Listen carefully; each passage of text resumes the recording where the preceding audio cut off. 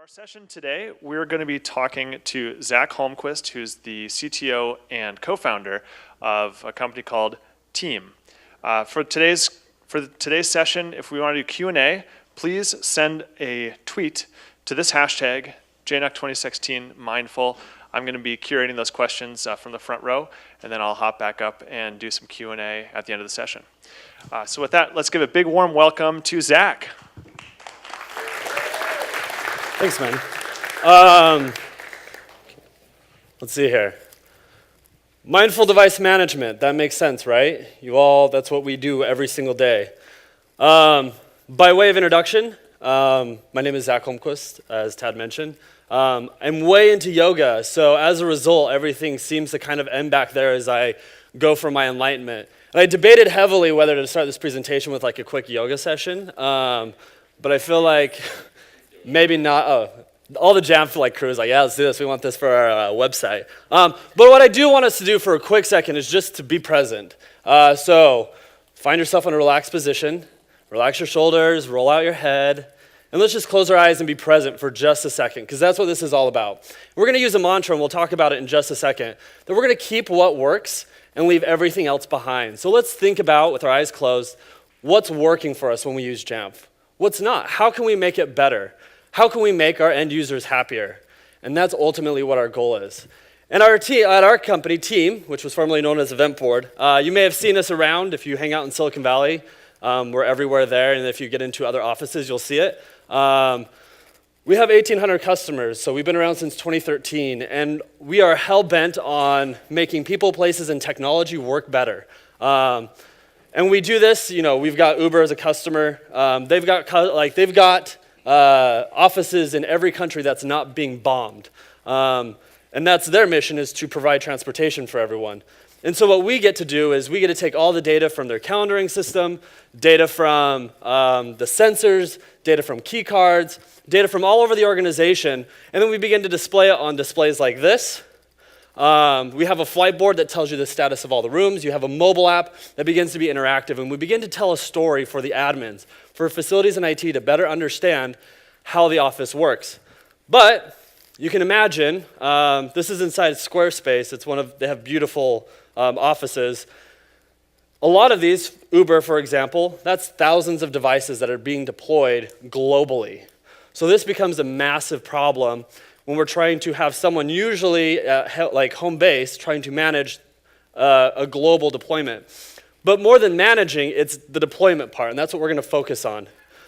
So this is our journey. We're going to keep what works and leave the rest behind. It's one of my favorite mantras. I believe it was Bruce Lee who stated this, and he adds an extra thing to the end of it, which is usually, and make it uniquely yours. So I'm going to share with you what we have found ourselves working with all these customers deploying 1,000 devices across the world. But first we get to talk about the 4 noble truths of a good IT professional. Number 1, laziness. Which seems counterintuitive, but the best engineers that I have on my team and the best IT people in every interview, I always look for this noble trait of laziness. A good engineer doesn't want to work. A good IT manager doesn't want to work. Let's face it, who does? I don't. And so they will do everything in their power to automate, to make things stable, in order to get that out of their way so they can focus on helping the end users. Stable deployments. Who here doesn't love a good stable deployment? Knowing that everything is out there, everything is functional, and there's 0 tickets being submitted by really angry end users who don't know what the hell is broken. And then it gets even worse, right? You deploy like a patch or an update, and then all of a sudden you get it deployed through your entire org, and then the next one comes out next week. But a good IT professional will focus on having stable deployments. Another noble trait is having a repeatable process. So how can we just do this over and over again, eliminate as much magic out of it as possible, because no one likes magic in the process. I don't. Because usually it means there's 400 scripts coming from Stack Overflow, all bundled together into some atrocious thing you have to work through. But we want repeatable processes, documented processes. I know there was a conversation about that later this week. And finally, happy end users. This is what it's all about. If you're in IT and this isn't your end game, you're probably in the wrong profession. We're in service of the end users. It's sweet. We get to work with sweet tech and do lots of really cool stuff and get to play with toys and have a credit card usually that's endless with opportunity. And Apple likes to provide us with endless opportunity to spend lots of money with them, which is even better. And so our challenge is, this is actually inside of Twitter. We have a crap ton of devices that got to get shipped to China. They've got to be set up, managed, and deployed inside of San Francisco at 1355 Market. And there's actually a shit ton more like behind the scenes that got to go out the door as well. So we're going to do 200 as kind of our benchmark, which is a low number for us. And we're going to start with manual device management. And I'm going to start with this. We're going to walk through a couple workflows, and we're going to keep our mantra in place. What you get to know is I know one person in this room is doing this workflow. I know a lot of our customers do it. You would be shocked that some of the largest companies in the world pick some of the hardest ways to get through stuff, but they just don't know better. So manual device workflow. Step one, IT unwraps the device. That's a terrible experience. We'll start with that. You should never, we'll talk about this in a second. I have a lot to say about that. You power on the device, wait for a little bit, then you tap. In iOS 10, it's even more tappy tap. I think I missed a few. But it's like tap, tap, tap, America, America, America, yes, yes, yes. And then finally, it's like, oh, Apple ID, lots of typing, more typing. And then if you're deploying Eventboard, which we're going to use in this example, I've now got to go to the App Store, wait for that to load, go type some more, wait for that to load, download, wait for that to go, probably type my password again, then go launch Eventboard, and then authenticate Eventboard into our backend. So then it can be deployed, and then it's officially deployed. Congratulations. You wasted 10 minutes of your life. Multiply that by our 200 devices. That gets us to 33 hours worth of time. Of course, we'll give you 8 hours, which we all know isn't true because YouTube is also magical at wasting time. 4 days. And if you're in IT, 4 days is not realistic. There's never an opportunity to spend a full entire day, 8 hours, cranking through 200 devices. You'll probably go insane before anything, but between all the other fires that are happening, 4 days quickly turns into weeks, months, years. I've seen that. I have one customer that took 2 years to get through global deployment because they were doing it in this fashion. That's not worth it. And to allude back to earlier, there's the cult of unboxing. A lot of times IT will just hand you a device that's already been turned on. There's all the lovely fingerprints, so you know it's been loved. It's been recycled. What we try to do and what we love, and this is important I think, is always providing the end user with a good experience, that they can open a box. I get it, you have to recycle equipment, so sometimes that's not always possible, but even if you can unwrap the plastic, get it all out, and have it work. That's, in my opinion, nirvana. Not always possible, but just be mindful about the experience for our end users. But we can do better, obviously. Let's talk about configuration profiles for a second. This is Apple Configurator. This is, again, at Twitter. We were deploying 5 devices at a time. We would connect it into Apple Configurator, press play, watch them all turn on, tap, tap, tap, tap, tap. It just became this, I have a video of it, and I was going to include it, but it's me just, swiping across the devices, desperately, frantically trying to get these to come online. If we use Apple Configurator, IT unwraps the device. Once again, that's not the best experience. We'll plug in the device. You're going to hit play inside of Apple Configurator. You're going to wait. If you've ever done this process before, you're going to wait, and then you're going to wait, and you're probably going to wait some more, and then you're going to onboard that device, which is still a ton of tapping. And then finally, we can sideload Eventboard into the back of it, so we pulled those steps out, and then we'll authenticate the app, which is a ton of work still. But good news, folks, we cut it down to half. So I timed all these. So we're at 5 minutes. 200 devices, 2 days. So now we've probably pulled out the years, we've pulled out the months, but we've got it down to about 5 minutes, that's better. Is anyone using Apple Configurator? The answer should be no, hopefully, in this room. Is anyone doing it manually? I didn't ask that earlier. Is anyone deploying devices manually? Hopefully that answer. Oh, you know the pain. You know what I'm talking about. But we can do better, and that's what this is all about. So we're going to take what worked and leave what didn't work behind. Hey, we all know this, hopefully. There was some other like strangers. We're from Salt Lake, so there were some Mormon missionaries wandering around earlier. I don't know if you noticed them. They looked highly confused that everyone was talking about tech because they're used to talking about something else. Jamf overview. Just kidding. Check your schedules. There's a nice book. There's a website. Lots of great stuff. But know that we're going to be offloading a lot of that work inside of Jamf in order to get through a lot of the processes. There was a slide I didn't pull out. This is an old deck. That's all right. We'll work with it. User unwraps device. Sweet. They onboard the device. Tap, tap, tap. Then they'll go to a URL, enroll. We used to be called Ender Labs. So we have enderpants.com. So we'll do enroll.enderpants.com. Tap, tap, tap. Launch the app. Authenticate it. And you're good to go. 2 minutes, which is a far better situation than we were at earlier. So we can do 200 devices in about 6 hours, which actually becomes a feasible project. If you're in IT, if you're high enough up, you can actually offload that to a handful of people and have it done by the end of the day. That sounds like a great plan. I didn't even think about putting like offloading the work to the minions. Mechanical Turk, I don't know. We can do something here. But we can do better. Device enrollment program. Who here knows what DEP is, out of curiosity? Oh, well, I can just skip, and we'll be out of here before 4:30. Device enrollment program. For those of you who don't know, it's usually referred to as the DEP Portal.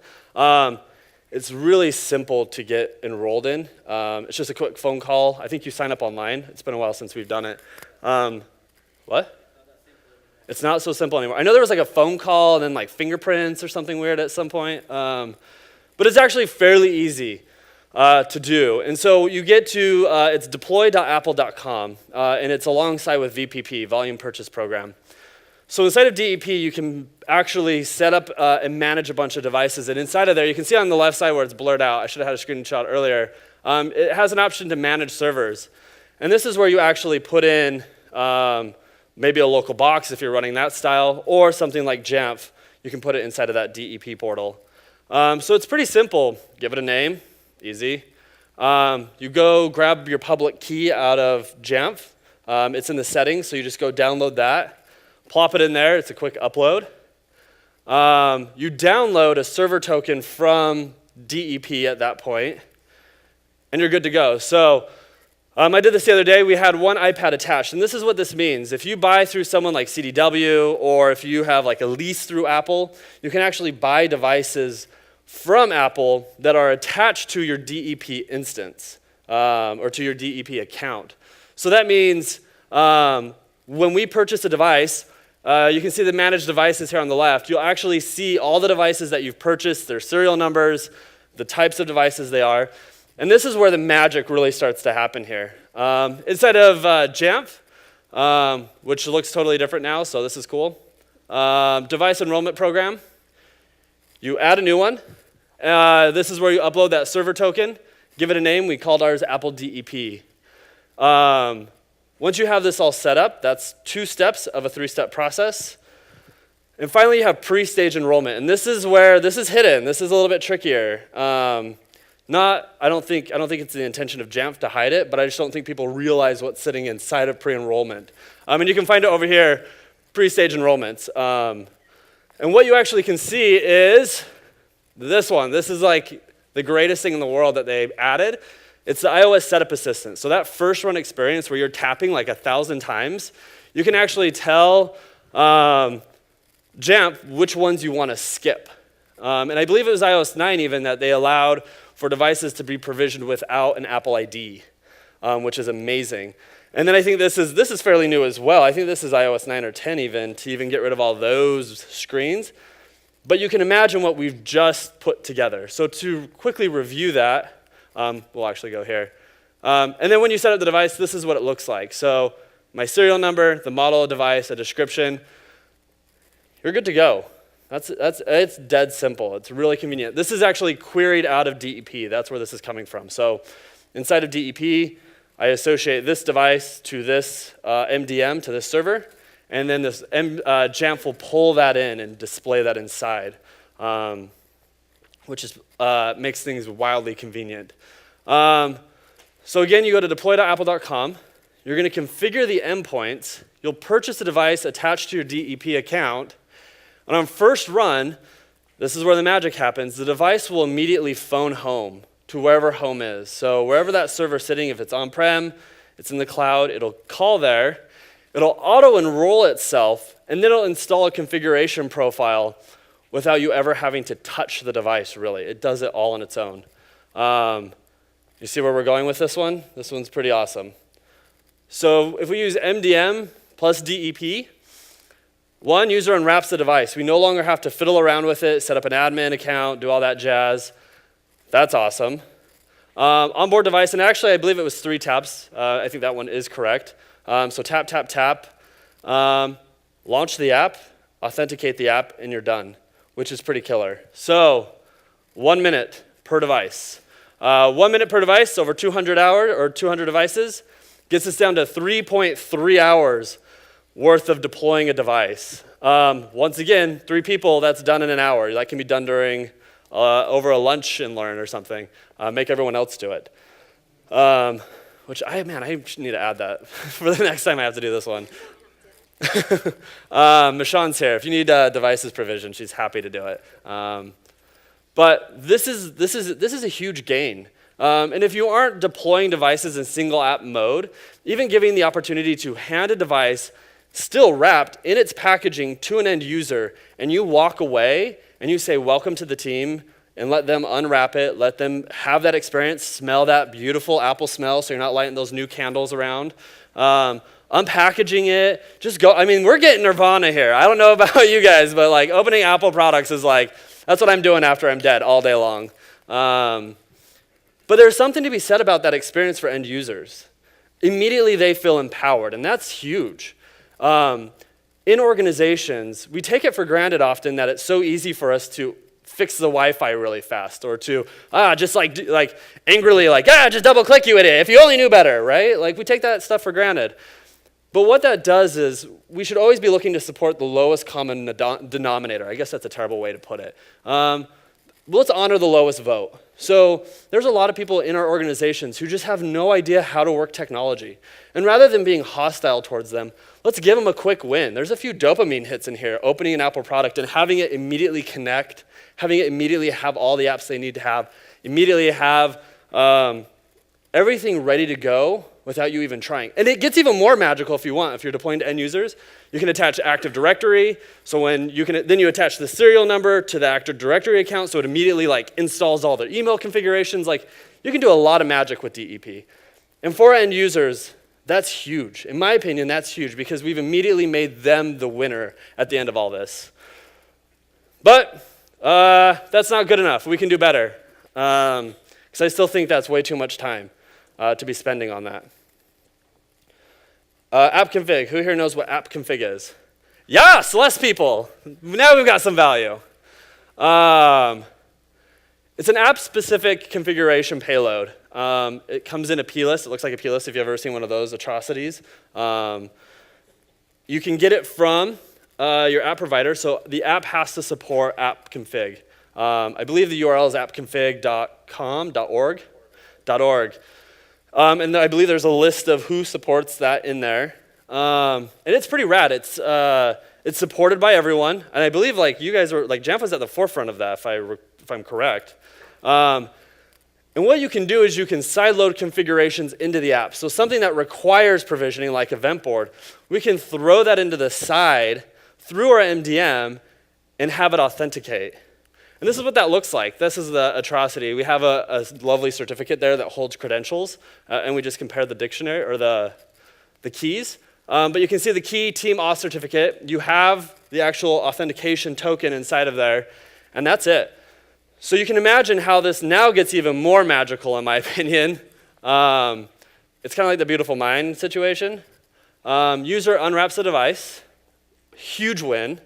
They onboard the device, tap, tap, tap, and then they launch an authenticated app.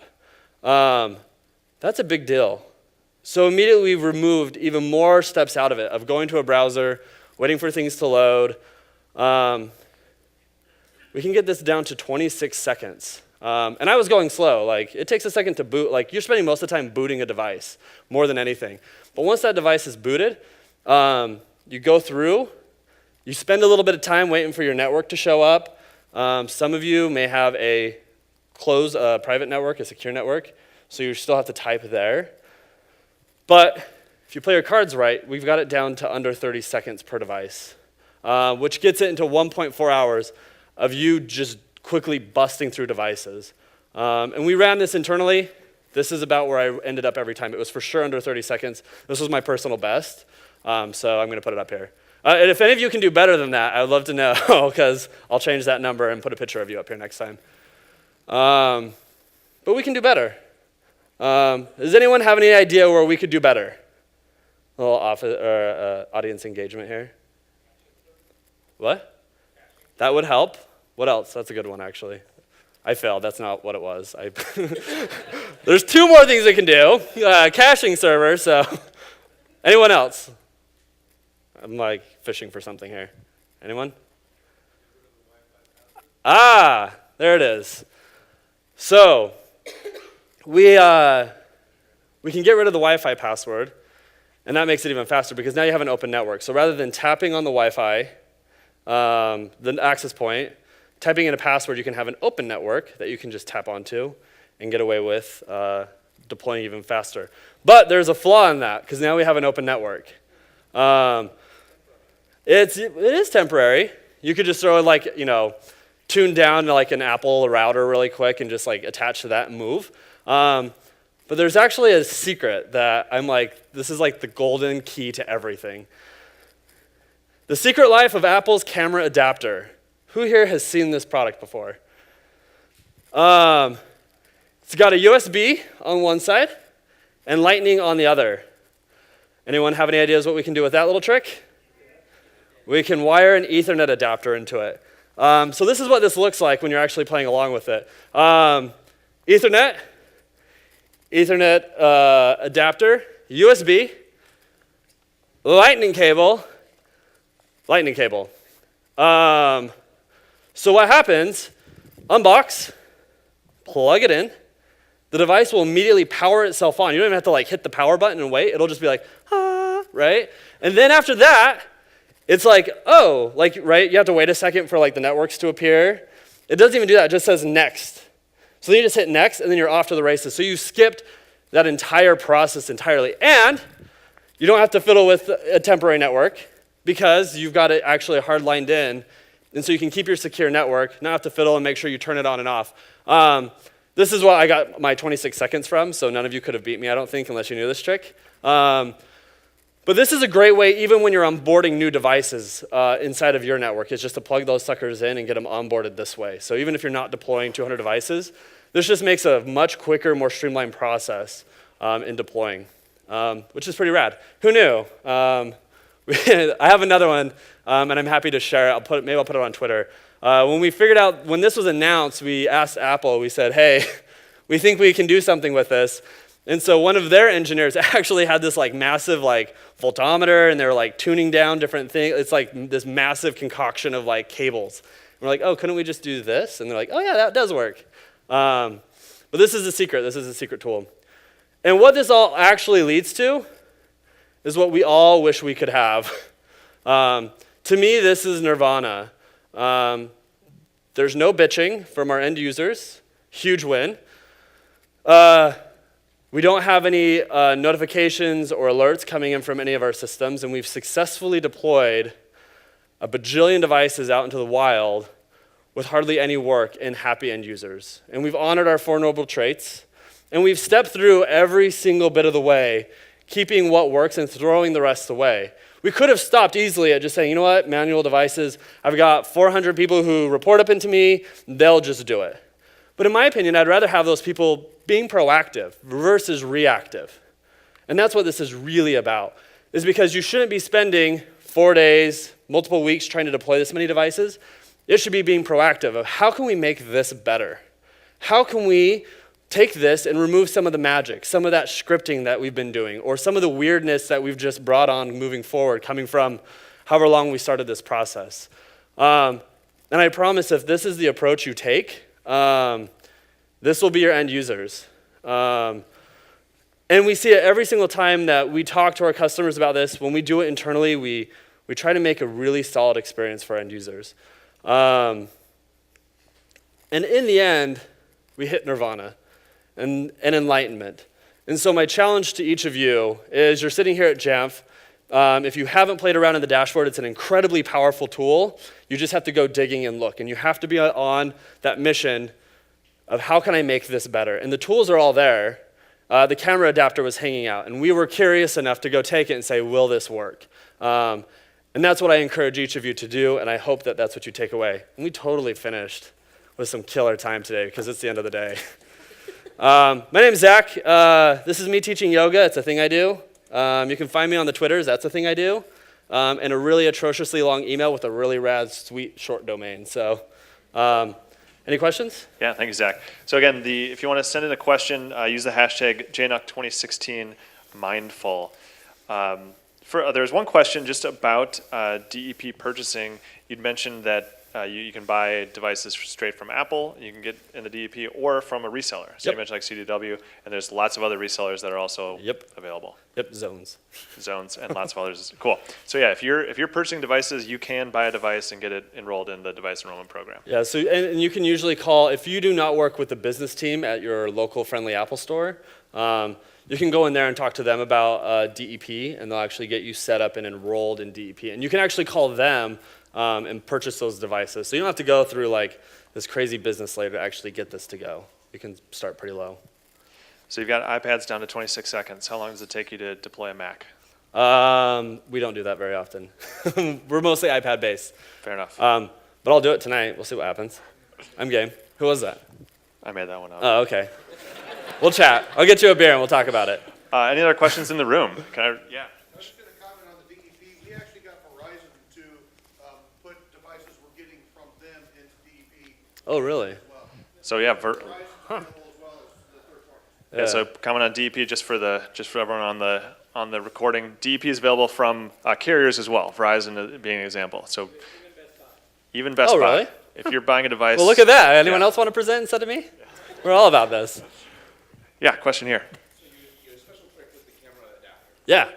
Doesn't that require you to unlock the device first? No, so what? Well, yes. When I'm deploying the 200 devices, yes. What we actually will do is during, when we have new employees on board, is we'll bring them over to, we'll bring them into a conference room and we'll have that ready to go. So we've asked them to bring the boxes, get it unwrapped, but just wait a second to turn them on. And so they'll actually come on inside the conference room, and at that point we'll plug them in and get everyone running from there. So they still get that good experience. We have opened a network. Sometimes we have to do that if we're onboarding a bunch of people into the company, but most of the times it's like a couple every week, so we just plug the device in and call it good. Great question. How do you associate a device with an end user and follow up? How do you do replacement? I mean, at some point in time, you have to replace it. So how do you know, okay, those devices are 4 years old, we need newer ones, and you have to order those ones, and those ones have to get rid of, have to be contacted, and so on. So let me recap the question. Yeah. So the Is that part of is it baked into the system, or how do you do it? So the question was, how do you associate a user with a device? And then when you're going to replace that device, how do you go through that process of updating which users with which device and what software belongs on it? Yeah, so inside of Jamf, we'll deprovision the device from there. And then it just becomes a game of keeping track of serial numbers at that point and who they're assigned to. I alluded to it earlier, and I don't have screenshots. I wish I did. You can actually tie Active Directory in. So we know when we've deprovisioned that account, everything associated with it also gets deprovisioned. That serial number goes back into the queue. You collect the device, maybe confirm that it's there, and put it away. When the next person comes on, you've got a wiped device, you hand it to them, they've got their associated account, and that's how we move through that. So it kind of becomes a game of manual matching serial numbers to that user if you don't have something like Active Directory on the back end, which we can write emails to Apple together. Together we can conquer and make that a better process. I'm all about that. Thank you. Mic running now. Wow. In the process that you outlined, when downloading the Eventboard app, is it associated with an Apple ID? And if so, I didn't see you cover signing into the Apple ID. So how does that work? I did kind of in an asshole way. So, hang on, we'll get there. Quick review, because we still got time. We can do it again if you want to see it again. It was pretty awesome. Lots of typing, more typing. I could have been more explicit there.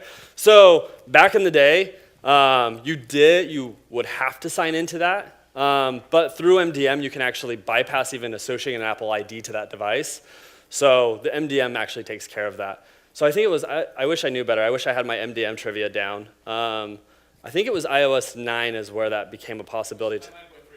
Oh, there we go, 9.3. Put that, we're going to do a pub quiz later tonight. 9.3 is where that happened. So you don't need Apple IDs anymore. Good question. Back there. You sort of covered this, but I'm still unclear. So you have that dongle. Oh, the best. Where are the two things going? Yeah. I feel like this just became like a health science class.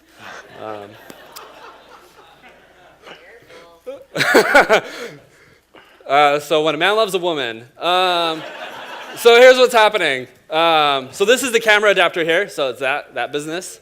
So that's that piece right there. This connector on the bottom is lightning, and I could have had a better picture, but you can see it kind of winding around. So it's this massively long lightning cable that's plugged into the wall wart. I think there's a real word for that. Power adapter? I don't know. Wall wart, because that's what it is. And then you have the USB, and then the Ethernet.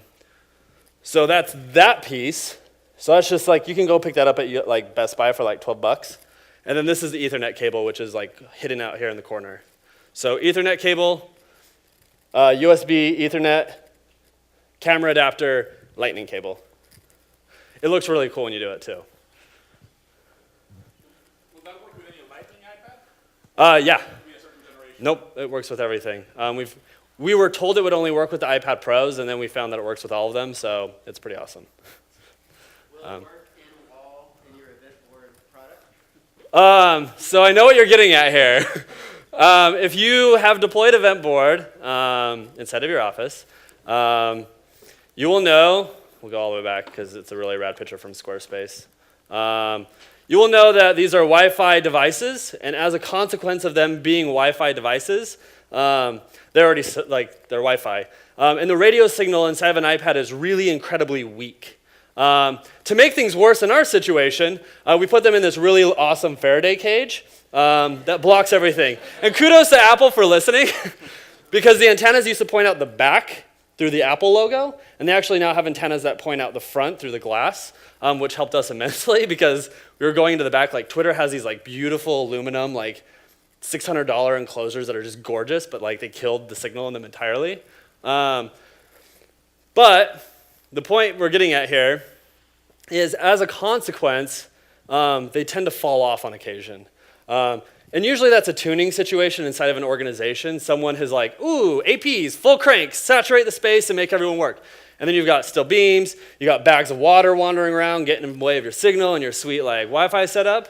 And so they just drop off, and then you get like these alerts that the stupid devices fell off. Are you a customer? Oh yeah, you know the pain, man. you know what this is all about.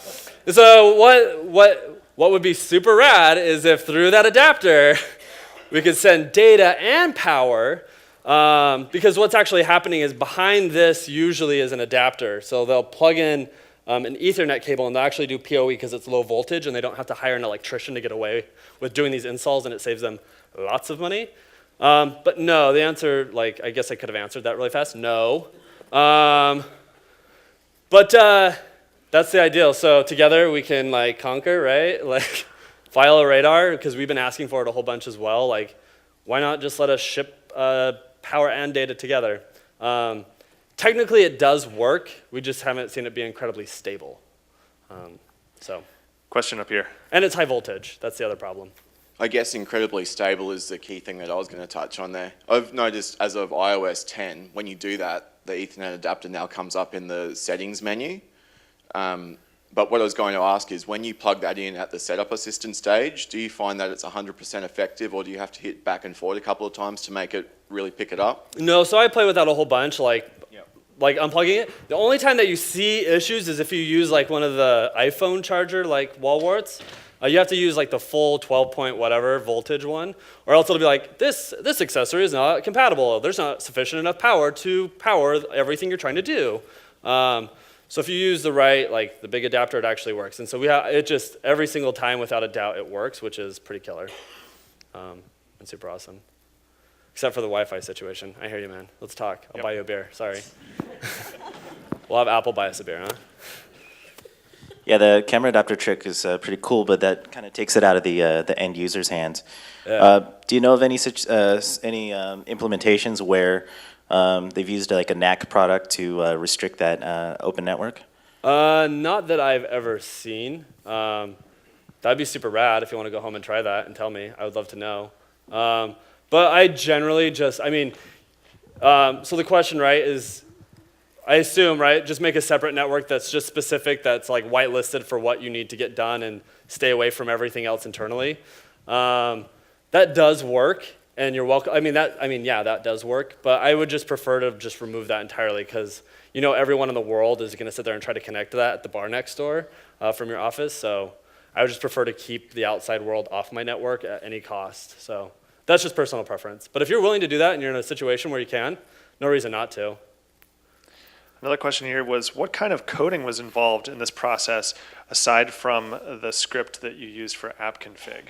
Should not have been a script at all. No, so that's all Jamf, 100%. The only piece that looks codish was that payload, and that actually just comes out of our back end. So you just take that like payload and paste it in. That's it. So there's zero scripting.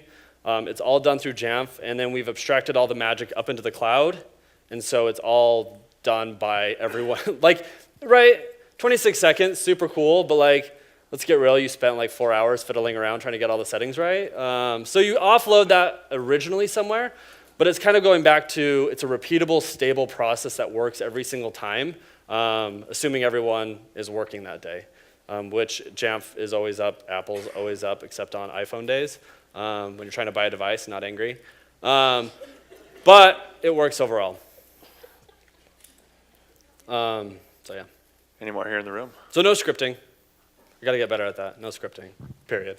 That's the best kind of solution, no scripting. Cool, let's give a big thank you to Zach.